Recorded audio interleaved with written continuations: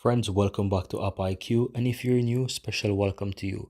And in this video, I'm going to show you how to turn on or off live caption in phone calls, right? So go ahead and go to your settings, then click on accessibility, then click on hearing enhancements, and then you want to click on the live caption feature.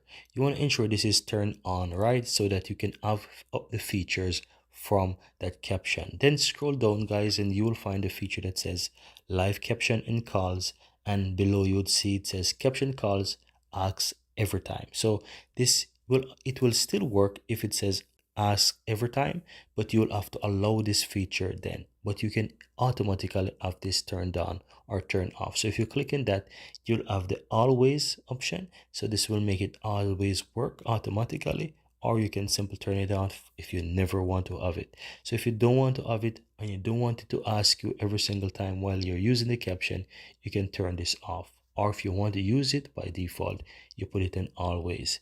But that's it. Very easy and very simple.